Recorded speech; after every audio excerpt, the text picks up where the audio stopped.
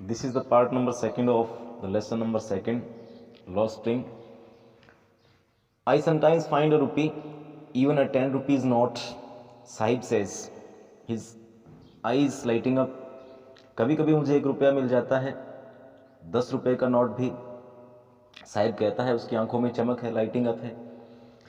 When you can find a silver coin in a heap of garbage, you don't stop scrounging. और अगर तुम्हें कूड़े के ढेर में से चांदी का सिक्का मिल जाए तो तुम और ज़्यादा ढूंढना बंद नहीं करोगे. For there is hope of finding more, क्योंकि उसमें और पाने की आशा बनी रहती है. It seems that for children garbage has a meaning different from what it means to their parents.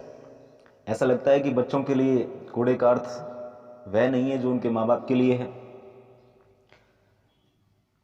For the children it is wrapped in wonder, बच्चों के लिए है यह हैरानी से लिपटा है. For the elders it is a heap of survival, और उनके लिए इसका मतलब है, अर्थ जो है वो है जीवित रहना, यानी सर्वाइव करना.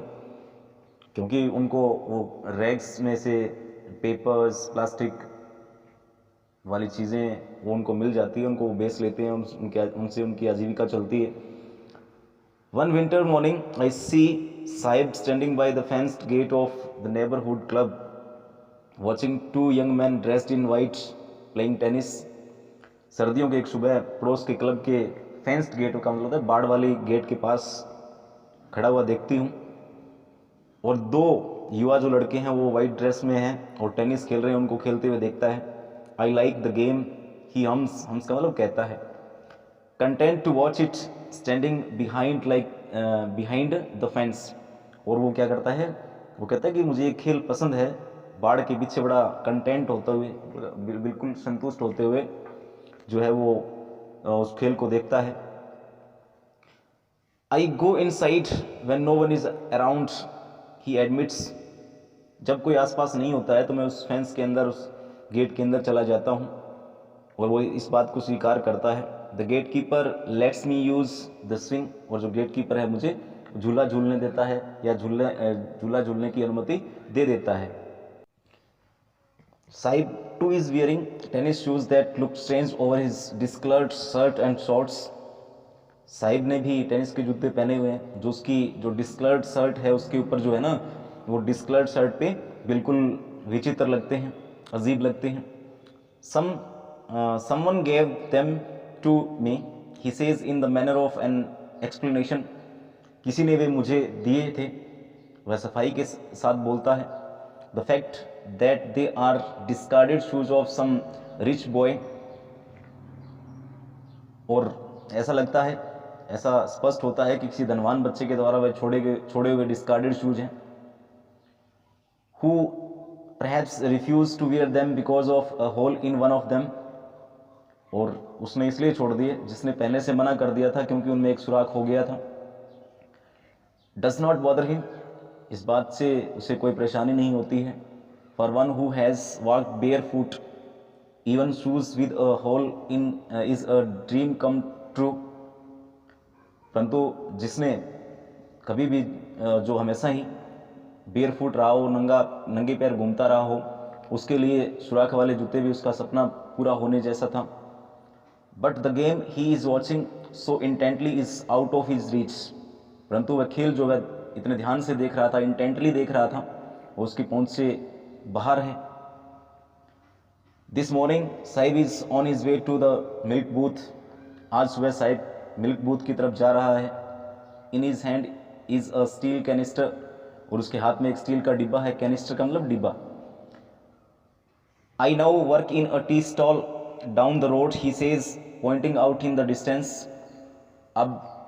मैं अब सड़क के उस तरफ चाय की दुकान पर काम करता हूँ, वो पॉइंटिंग आउट करता हुआ, इशारा करता हुआ, दूर इशारा करता हुआ कहता है. I am paid 800 rupees and all my meals, मुझे 800 रुपये और पूरा भोजन मिल जाता है. Does he like the job, क्या उसे अपना काम पसंद आता है या पसंद करता है अपने काम को. आई आस्क, मैं उसे पूछती हूँ. His face I see has lost the care carefree look.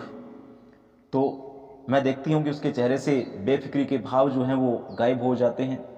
The steel canister seems heavier than the plastic bag he would carry so lightly over his shoulder. और स्टील का डिब्बा उस प्लास्टिक के bag से भारी लगता है जिसे वह अपना आराम से कंधे पर उठाकर रखता था। The canister belongs to the man who owns the tea shop. और वह कैनिस्टर जो था, वो डिब्बा था, वो चाय की दुकान के मालिक का था। Sahib is no longer his own master. साहिब जो है वो अब खुद जो है अपना मालिक नहीं है, मालिक नहीं रह गया था। अब वो है किसी दुकानदार के नीचे, टी स्टॉल का जो मालिक है उसके नीचे काम करता है। तो इस स्टोरी में हमने पढ़ा कि साहिब किस तरह से रैग पिकिंग का वर्क करता है, पेपर प्लास्टिक इकट्ठा करता है और अपनी आजीविका चलाता है। इसमें दूसरे बच्चे की जो कहानी है, वो मुकेश नाम का एक लड़का है और वो क्या करता है, वो कहता है कि I want to drive a car. कहता है कि मैं एक कार चलाना चाहता हूँ। Mukesh insists on being his own master. Insist का मतलब जिद करना, इंसिस्ट का मतलब जिद करना, यानी वो अपनी जिद करता है, अपनी बात, अपना मालिक बनने की जिद करता है। I will be a motor mechanic. मैं एक मोटर मैकेनिक बनूंगा। ही अनाउंसेस, वह कहता है। Do you know anything about cars? I ask. क्या तुम कारों के बारे में कुछ जानते हो? मैं उससे पूछती हूँ। फिर कहता है कि I will learn to drive a car. He answers looking straight into my eyes. सीधा मेरी आंखों में देखते हुए उत्तर देता है। His dream looms like a mirage amidst the dust of streets that fill his town Firozabad. यानी उसके सपने जो हैं वो एक मिरेज की तरह है, मृग तृष्णा की तरह है। मृग तृष्णा जैसे जो गर्मियों के गर्मी का जब मौसम होता है, डेजर्ट एरिया में जो लाइनें से स्ट्रिप्स चलती हैं उनको मृग तृष्णा बोलते हैं। यानी मृग तृष्णा की तरह है, तरह गलियों की धूल से ऊपर उठे हुए हैं, जो जिसने क्या है उसके शहर फिरोजाबाद को पूरी तरह से भर रखा है। फेमस फॉर इट्स बैंगल्स, यानी फिरोजाबाद अपनी चूड़ियों के लिए प्रसिद्ध है, जहाँ पे चूड़ियाँ बनाई जाती हैं। Every other family in Firozabad is engaged in making bangles. और फिरोजाबाद में हर एक परिवार चूड़ियाँ बनाने के काम में लगा हुआ है, इंगेज्ड है। It is the centre of India's glass blowing industry. ये भारत का ग्लास उद्योग का केंद्र है। Where families have spent generations working around furnaces, welding glass, making bangles for all the women in the land it seems। और ऐसा लगता है कि जहाँ पर परिवारों ने, फैमिलीज़ ने क्या किया, ऐसा प्रतीत होता है कि भट्टी के चारों ओर काम करते हुए, ग्लास को वेल्ड करते हुए यहाँ की सभी औरतों की चूड़ियाँ बनाने में पीढ़ियाँ गुजार दी हैं।